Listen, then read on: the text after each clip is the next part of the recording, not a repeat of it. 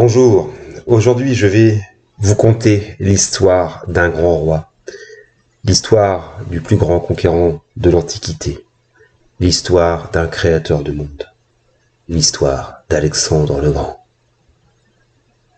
Nous pouvons le voir ici juché sur Bucéphale, son fidèle destrier, celui qui l'a amené au plus grand des conquêtes. C'est un temps, nous sommes ici au IVe siècle avant notre ère, où la Grèce était morcelée, divisée par des décennies de guerres internes entre les cités, entre Spartiates et Athéniens, des guerres aussi contre leurs puissants voisins, les Perses achéménides. Ces troubles profitèrent à un royaume semi-barbare du nord de la Grèce, que les Grecs ont toujours méjugé, le royaume de Macédoine. Ce fut là l'œuvre d'un grand roi, Philippe II, un guerrier mais aussi un visionnaire, un stratège, amateur de bonne chère, polygame, bisexuel et impétueux. Il eut pour fils Alexandre et en fit son héritier. Philippe a conquis une grande partie de la Grèce et placé sa domination et son hégémonie sur l'ensemble des cités grecques. Sa mère est une princesse d'Épire de la famille des Molos, Olympias. Elle a été initiée au rite secret dionysiaque. La légende dit qu'elle vivait avec des serpents. Elle a beaucoup œuvré à construire la personnalité d'Alexandre, car selon la légende familiale des Argéades, Alexandre serait l'émule et l'héritier d'Héraclès, l'hypothétique ancêtre de la famille des Argéades. On voit là ici le fameux Hercule qui combat le lion de Némée. Ses parents lui ont aussi inculqué qu'il devait avoir pour modèle et émule Achille, le plus grand des guerriers grecs. L'Iliade qui va inspirer profondément Alexandre, et il emportera toujours avec lui un exemplaire de ce livre. Il imite Achille dans sa démesure, mais aussi dans la recherche de la belle mort. On pourra même dire qu'il a dépassé son modèle. Enfant, Alexandre se lie d'amitié avec Héphaïstion, issu de la noblesse macédonienne, d'origine athénienne. La petite histoire voudrait qu'ils aient eu une relation sexuelle, ou en tout cas amoureuse. Toujours est-il qu'il fut son favori, son conseiller, son ami, son confident et peut-être son amant. Tout jeune, à peine à l'âge de 10 ans, Alexandre parvient à dompter un cheval jugé indomptable, l'impétueux Bucéphale, littéralement le cheval à tête de bœuf. Impressionné, son père acheta le cheval pour quelques pièces d'or et le donna à son fils, qui en fit son fidèle destrier jusqu'au fond de l'Inde.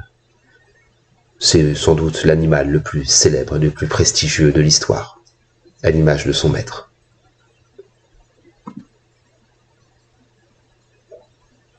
Son père, Philippe, voulait qu'Alexandre ait les meilleurs enseignants. Il amena à sa cour Aristote, qui avait été traumatisé par les Perses et leur cruauté à l'égard d'un tyran qui était un de ses amis. Et Aristote, au-delà de la philosophie, lui enseignait l'idée qu'il fallait vaincre les barbares perses, libérer la tutelle des Grecs de leur ennemi ancestral. L'enseignement d'Aristote fut relativement bref, mais il eut une importance capitale dans l'histoire politique d'Alexandre, sachant que une grande partie de la noblesse de Péla suivit aussi les préceptes d'Aristote, dont Héphaïstion, Perdiccas, Cassandre ou Eumène. Et même après le départ d'Alexandre pour l'Asie, Aristote continua d'écrire à son élève. On pourrait même dire aussi qu'Alexandre a dépassé Aristote, qu'il a mis en action les paroles. On pourrait même dire que c'est un philosophe en armes. Ce qu'il ne peut dire par la parole, il le fait par la guerre, par l'action. Mais il est allé au-delà d'Aristote en traitant de manière convenable ses anciens adversaires perses, sans esprit de vengeance. Alexandre et Phaétion continuèrent dans leur enfance à tisser une relation privilégiée. La légende dit qu'ils vécurent de nombreuses aventures qui forgea leur relation si particulière.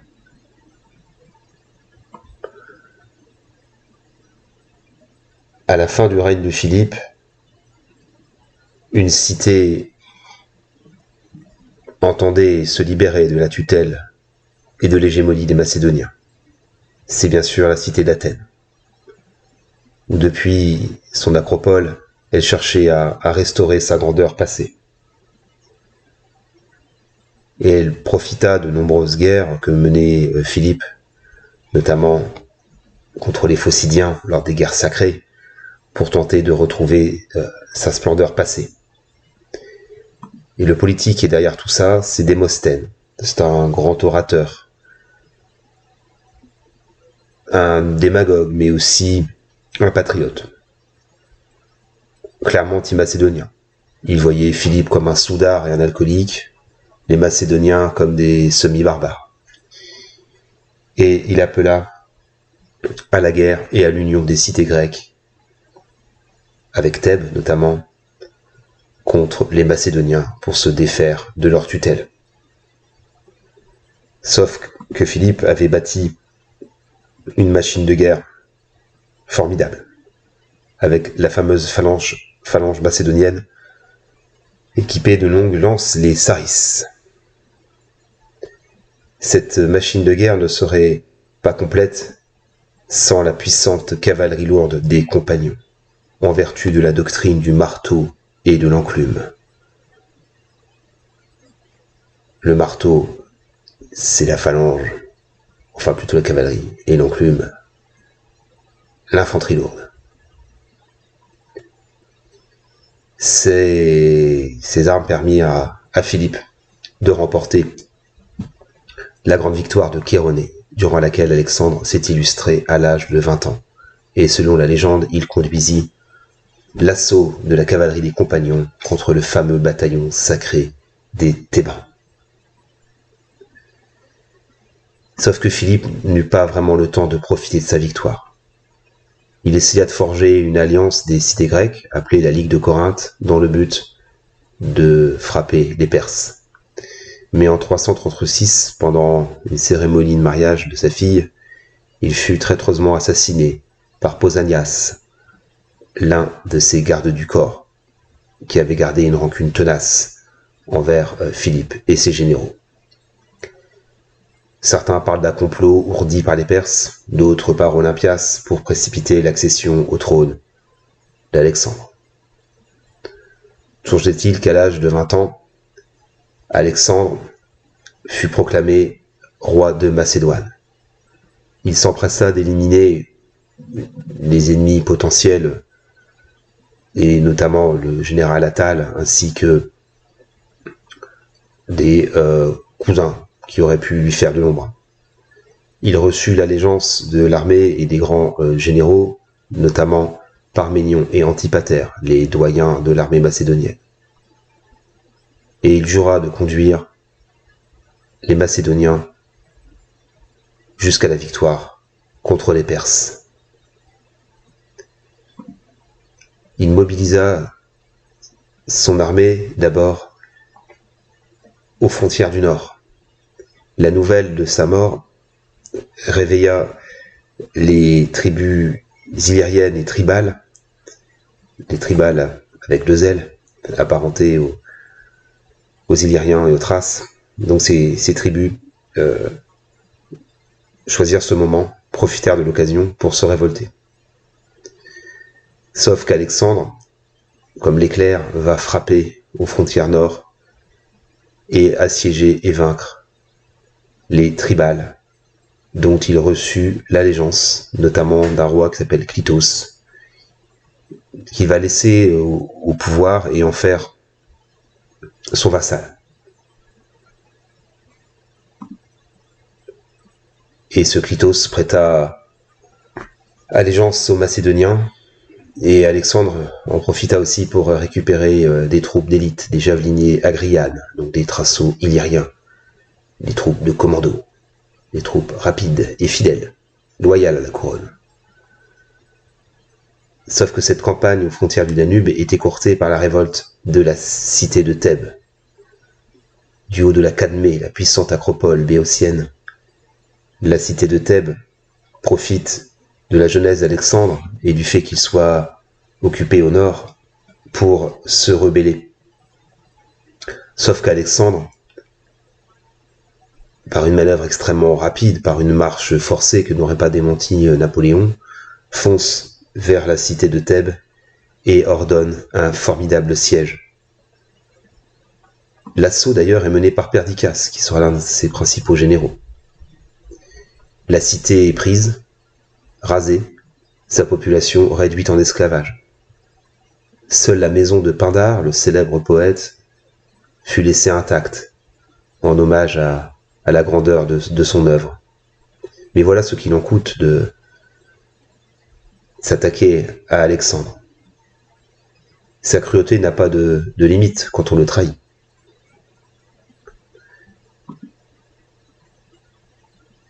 Il a donc là les mains libres pour lancer l'expédition vers l'Asie. Il y avait déjà une tête de pont en Asie mineure, commandée par Parménion, mais qui était déjà en difficulté, au moment où Alexandre va mobiliser une immense armée, on comptera à peu près 30 000 fantassiens et 5 000 cavaliers, pour frapper les Perses et au départ libérer les cités grecques d'Ionie. Le premier grand fait d'armes de l'armée macédonienne fut la victoire au Granique, où il parvint avec sa cavalerie à traverser une rivière gonflée par les eaux de pluie et à surprendre les Perses qui avaient pour force principale des mercenaires, donc des hoplites grecs, au sommet d'une colline, et ils n'eurent pas le temps de manœuvrer et furent frappés, telle la foudre, par la cavalerie lourde des compagnons. Alors Darius, le roi des Perses, ne commandait pas en personne, il avait laissé la défense de l'Asie mineure à des satrapes, et d'ailleurs 2 d'entre eux furent tués dans la bataille. Premier grand fait d'armes d'Alexandre.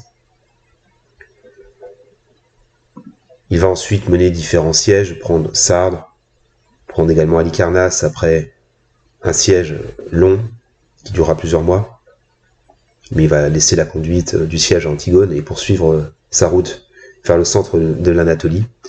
Et là, selon la légende, il aurait tranché le fameux nœud gordien, donc dans une ville qui s'appelle Gordion, au centre de la Turquie actuelle.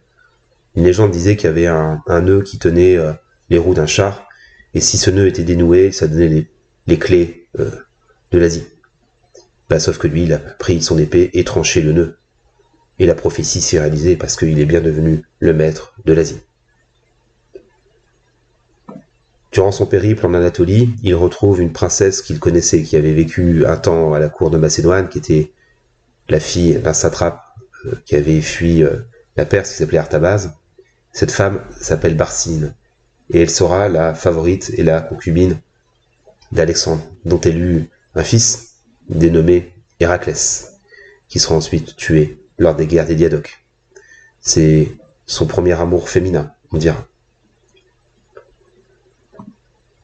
Là, le puissant grand roi Darius III Codoman, mobilise une puissante armée pour tenter de vaincre les Macédoniens qui font route vers la Cilicie. Il cherche à les bloquer avant qu'ils ne pénètrent en Syrie par les portes ciliciennes. Là, Darius a le temps de choisir un étroit défilé ou un col qui lui permet de bloquer l'avancée des Macédoniens. Là, Alexandre est contraint à la bataille. Il arme sa puissante phalange le long d'une rivière, là aussi, comme au Granique. Mais c'est une bataille qui va être bien plus difficile que celle du Granique, sachant que l'essentiel des combats sont portés par la cavalerie thessalienne, qui va se remplir de gloire, donc qui est cavalerie lourde d'élite. La cavalerie thessalienne, commandée par Ménion, en tout cas il est le général de l'aile gauche, qui va permettre aux Macédoniens de résister à l'assaut des Perses et de finalement remporter la victoire. Darius fuit le champ de bataille et abandonne sa famille, notamment sa fille Statera et sa mère Sysigambis. Alexandre les traite avec beaucoup de magnanimité. La légende dit d'ailleurs que Sysigambis a confondu Alexandre avec Héphaïstion, qui avait beaucoup de prestance, et Alexandre a répondu, lui aussi est Alexandre. Et il va donc bien traiter la famille de Darius. D'ailleurs, Darius va vouloir faire un traité de paix. Il va même proposer à Alexandre de d'épouser Statera, ce qu'il va refuser. En gros, il dit, j'ai pas fait toutes ces conquêtes pour recevoir juste une dot. Alors la campagne est loin d'être terminée parce que il veut bien sûr foncer vers le Proche-Orient et éventuellement vers l'Égypte. Donc des cités vont lui résister, notamment la puissante cité de Tyr en Phénicie, qui refuse de se rendre, qui a confiance dans ses immenses remparts, sachant que la cité est sur une presqu'île. Et Alexandre va construire une passerelle, donc un véritable pont, pour pouvoir attaquer sur terre la cité, et en même temps mobiliser une immense flotte pour attaquer aussi la cité sur mer. Où finalement, Tyr est prise, livrée au pillage et à la destruction, et des milliers de Tyriens sont aussi réduits en esclavage. On pourrait considérer Tyr comme le plus grand siège des conquêtes d'Alexandre. La prise de la Phénicie va ouvrir à Alexandre la route vers l'Égypte. Les Égyptiens, qui sont depuis un siècle soumis aux Achéménides, sont bien contents de voir arriver les Grecs. Et le satrape local livre l'Égypte sans combat. Et les prêtres d'Amon vont s'empresser de considérer Alexandre comme étant de nature divine, en le proclamant fils d'Amon Zeus, le Zeus du désert, ce qui va lui donner énormément de prestige et participer plus tard à cette divinisation. Dans le même temps, il est proclamé pharaon. Et bien sûr, il profite de son séjour en Égypte pour poser les bases de ce qui deviendra la perle de la Méditerranée orientale, Alexandrie, bien connue bien sûr pour son phare, qui sera terminé que bien plus tard, sous Ptolémée II. Et donc il trace une cité idéale, une cité parfaite, à l'image de ce qui devrait être cette nouvelle ère en Égypte, avec des Grecs. Sauf que l'armée perse est loin d'être vaincue. Darius mobilise les dernières forces qu'il possède dans les hautes satrapies, tandis qu'Alexandre aurait pu foncer sur Babylone, mais préfère battre une bonne fois pour toutes l'armée perse. Certains même considèrent qu'il a laissé Darius tranquille pendant quelques mois pour qu'il puisse mobiliser une armée pour pouvoir la vaincre une bonne fois pour toutes. Donc là, Darius a le temps de préparer le terrain, de préparer une immense plaine dont il enlève même les cailloux pour faciliter l'emploi de chars à faux. On est là au Kurdistan irakien actuel, dans la plaine de Gogamel. Alexandre prend le temps de juger du dispositif perse absolument impressionnant. On considère qu'il y a au moins 120 000 guerriers face à 30 à 40 000 Macédoniens. Et Alexandre va tenter un coup de poker stratégique formidable, en feintant une attaque vers la droite pour mieux obliquer directement vers le centre perse et attaquer en personne Darius. Donc La phalange est commandée par Parménion, elle est au centre du dispositif et elle aura fort à faire face aux assauts notamment des chars à faux et de la cavalerie perse. Et dans le même temps, Alexandre mène, en vertu d'une tactique très innovante, un mouvement oblique et ensuite il fonce directement vers la garde de Darius. Dans le même temps, la cavalerie des Bactriens, donc de l'Afghanistan actuel, une cavalerie lourde, ancêtre des cataphractaires, fonce vers le centre macédonien et va infliger de lourdes pertes aux Macédoniens. Les Bactriens qui sont commandés par Bésos, dont on reparlera. La phalange a aussi fort à faire. Il y a des duels meurtriers dans le désert irakien. Finalement, Alexandre parvient à faire fuir Darius, qui une fois de plus préfère fuir que d'affronter sa mort. Les pertes macédoniennes sont tout de même très importantes, des milliers de morts. Et Alexandre aurait voulu poursuivre Darius, mais il doit porter secours à sa phalange.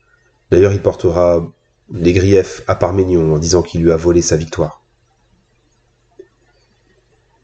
Darius fuit alors, avec quelques fidèles, d'abord vers la Médie et vers l'Hyrcanie. Totalement isolé, il a perdu sa famille, il a perdu sa capitale, il a perdu son royaume, il a perdu son prestige. Les portes de Babylone sont donc grandes ouvertes. Les prêtres de Marduk vont accueillir avec beaucoup de bienveillance les Macédoniens, un peu comme les Égyptiens. Ils sont bien contents de se libérer de la tutelle perse.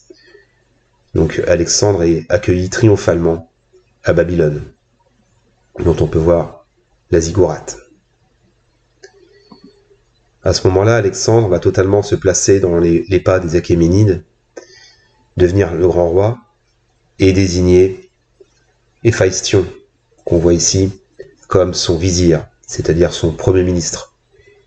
Les Grecs appellent aussi ça le Kyliarque. Donc il deviendra le deuxième personnage de l'Empire et son principal allié politique, avec l'idée d'intégrer les élites perses face à des Macédoniens plus traditionnalistes. Donc Alexandre part à la poursuite de Darius à travers la Médie, l'Hyrcanie, et il cherche bien sûr à atteindre les capitales de la Perse originelle, notamment Suse et Persépolis. Pour cela, il doit traverser un étroit défilé dans les montagnes du Zagros. C'est les portes persiques. Une bataille méconnue, mais qui a donné beaucoup de fil à retordre aux Macédoniens. C'est un peu les Thermopyles à l'envers. Et finalement, par une trahison, Alexandre parvient à trouver un sentier qui lui permet de contourner l'armée perse et de les vaincre. Cette bataille va donc lui ouvrir les portes de Persépolis. Persépolis qui sera incendiée. Geste politique s'il en est, ou alors un geste né d'une beuverie. Il y a plusieurs versions, mais en tout cas, il y a une portée politique évidente. Il s'agit de, non pas briser la culture perse, comme on pourrait le croire, mais de venger les Grecs et les destructions commises par les Perses lors des guerres médiques, notamment la destruction de temples à Athènes ou en Ionie. On verra qu'il a plus ou moins bien traité certains aïeuls ou anciens rois achéménides, comme Darius ou Cyrus. Par contre, il considère comme Xerxès comme un criminel. Donc ça explique aussi pourquoi il va vouloir détruire et brûler son palais. C'est quand même un geste, on pourrait dire, inutile, parce qu'il va aussi faire brûler la bibliothèque des Zoroastriens. La poursuite de Darius se poursuit à travers l'Arie et l'Hyrcanie, donc le nord de l'Iran. Sauf que Darius finit par être assassiné par ses propres généraux, dont Bésos, et son corps est retrouvé par une avant-garde macédonienne agonisant le long d'une route. Et Alexandre est extrêmement déçu et atteint, parce que pour lui, Darius ne méritait pas cette mort, et seul lui, en tant que nouveau roi d'Asie, avait, on dirait, le droit de vie et de mort sur lui, et Bezos lui a volé sa victoire. Bezos qui va donc s'enfuir vers les hautes satrapies, la Sogdiane et la Bactriane, étant ancien satrape de Bactriane, pour remobiliser une armée. Bezos qui va se faire proclamer roi des Perses. Donc pour Alexandre, il est le nouvel ennemi à abattre, il est l'usurpateur. Durant cette poursuite, il y a un complot qui se fait jour. Une frange des Macédoniens commence à s'inquiéter des velléités politiques d'Alexandre, qui cherche à bien traiter les Perses, à reprendre leurs usages et à intégrer certains généraux ou fonctionnaires perses dans l'Empire. Pour Alexandre, évidemment, c'est une atteinte à son pouvoir. Et il y aurait eu une tentative de complot, d'assassinat, ourdi, par des pages, donc des jeunes nobles. Alors, tentative réelle, mais on pense qu'ils avaient des commanditaires. Et sous la torture, ils finissent par dire que Philotas était au courant. Philotas, qui était un des plus prestigieux généraux macédoniens, fils de Parménion, commandant de la cavalerie. Et il sera torturé à mort. Il dira que son père est lui aussi coupable de conjuration. Et Philotas terminera sa vie lapidé. Parménion, qui est alors en Médie, avec Batane, est assassiné par un messager macédonien, poignardé. Donc voilà comment termine parmi les deux plus grands généraux de l'armée macédonienne. Là, Alexandre devient, là on pourrait dire, un monarque absolu et a éliminé la frange la plus traditionnaliste de l'État macédonien. Reste à continuer la lutte contre Bezos, qui a mobilisé notamment les Scythes contre les Macédoniens. Alexandre va traverser l'Afghanistan actuel, foncer vers le nord, vers le Tadjikistan actuel, et traverser l'Oxos, ce qu'on appelle la Moudaria.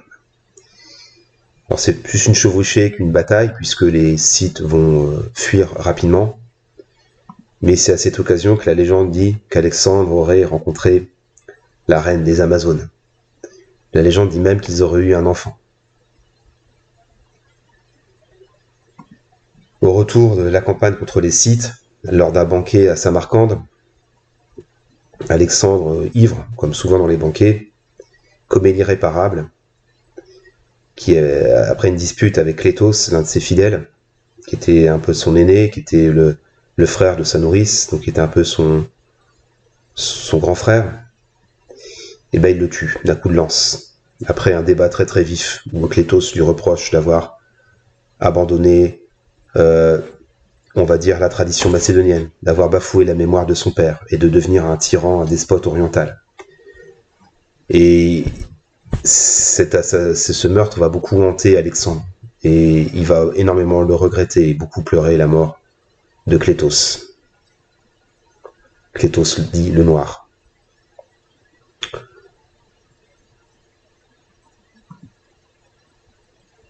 Alexandre continue toujours à poursuivre Bezos.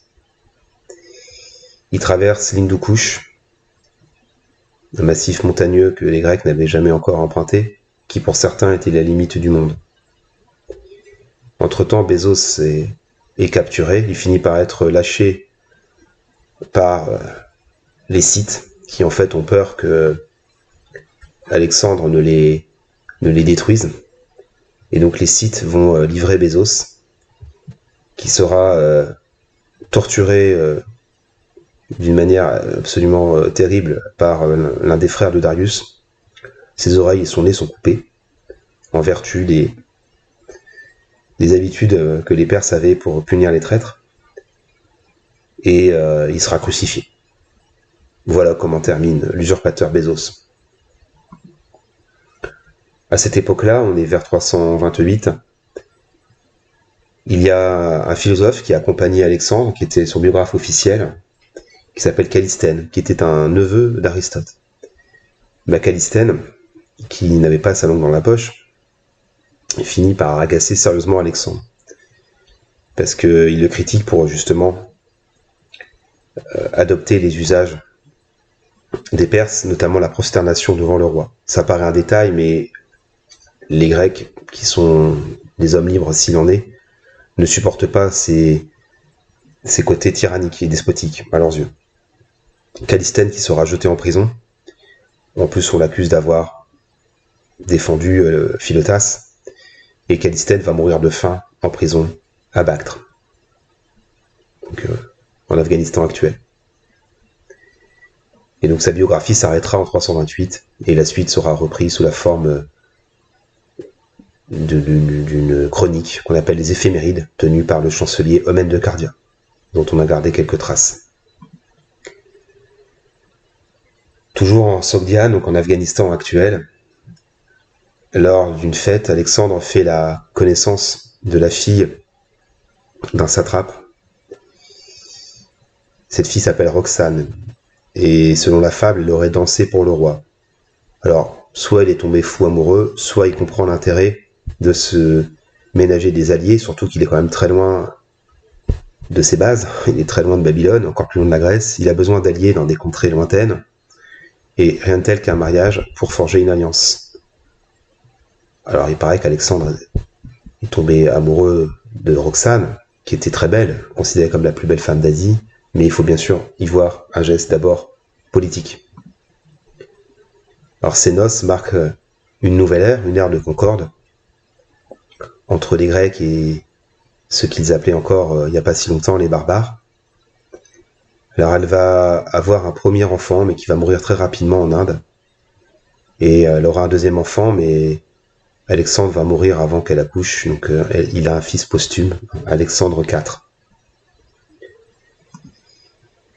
Alors Alexandre a fort à faire dans l'Hindu Kush avec des tribus apparentées aux Indiens, qu'on appelle les Assassènes, qui ont une puissante forteresse qui s'appelle Aornos. Alors Aornos, ça veut dire le nid d'aigle, donc c'est un terme un peu générique qu'on peut retrouver pour plusieurs citadelles. Et là, Alexandre va ordonner à ses troupes d'élite de carrément monter les falaises à la force des bras. Et ils vont finir par prendre la cité, et une grande partie des Assassins, d'ailleurs, plutôt que de tomber aux mains des Macédoniens, vont préférer se jeter du haut des falaises. Donc la route vers l'Inde lui est ouverte. Alexandre va mobiliser une immense armée, des dizaines de milliers d'hommes, et d'accompagnants, des artisans, des marchands, des prostituées. On pourrait estimer à peu près à 200 000 personnes. C'est considérable pour l'époque. Tout ce convoi humain qui va vers l'Inde. Sachant qu'Alexandre a une certaine légitimité parce qu'il est appelé au secours par un roitelet qui s'appelle Taxila, donc il appelle à l'aide contre son puissant voisin qui s'appelle Poros. Donc ça lui donne un prétexte pour aller en Inde. Donc là, les Macédoniens ont fort à faire face à l'armée de Poros, une armée avec énormément de cavalerie, d'archers et d'éléphants de guerre. Et Alexandre va faire une tactique assez étonnante. Il ne va pas reprendre le dispositif habituel parce qu'il va diviser en deux corps d'armée son armée. Donc le premier corps va traverser l'Hydaspe, donc qui est un affluent de l'Indus, donc commandé par Héphaïstion, tandis que lui va commander une troupe plus mobile pour faire le tour, on va dire, du champ de bataille et prendre par surprise les Indiens. Il n'empêche que cette bataille est très sanglante. Beaucoup considèrent que c'est la plus sanglante des conquêtes. Les éléphants ont fait forte impression. Et selon, là aussi, la légende, un combat singulier aurait opposé Alexandre à Poros juché sur un immense éléphant. Donc les Indiens finissent par être battus, Poros se rend, mais Alexandre comprend que là, il a besoin aussi d'alliés et qu'il n'a pas les moyens de gouverner l'Inde, et il va donc laisser Poros à la tête de son royaume, donc dans le Pendjab. On est là au Pakistan actuel. Alexandre a l'ambition de marcher jusqu'aux frontières du monde, d'aller peut-être jusque l'océan primordial, d'aller aussi loin que le monde s'arrête. Sauf que ses troupes sont épuisées. Elles veulent profiter des fruits de la victoire, rentrer en Macédoine auprès de leur famille. Bon, en même temps, souvent la famille voyageait avec les troupes, mais une manière de dire qu'ils voulaient rentrer dans leur patrie. Et donc il y a un général, Koénos, qui va, avec courage, faire un grand discours pour essayer de convaincre Alexandre de rebrousser chemin. Alors Koénos fait ce discours, mais il meurt de maladie quelques semaines après. Bon, donc c'est un discours qui n'aura pas eu beaucoup de portée, sachant que le pauvre n'aura jamais retrouvé sa patrie. Bon, en tout cas, Alexandre, après plusieurs jours de réflexion, finit par ordonner le retour et il va construire des immenses hôtels pour marquer les limites de son périple.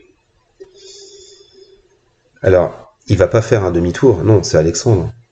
Il va foncer vers le sud à travers l'Indus, dans le but d'aller jusqu'à l'océan Indien. Il va mobiliser une immense flotte. Il va d'ailleurs demander aux aristocrates de son armée de financer la flotte, ce qu'on appelle les triérarques, sachant que les bateaux s'appellent des trières. Donc on a une liste très précise de tous les riches macédoniens qui ont participé à cette flotte.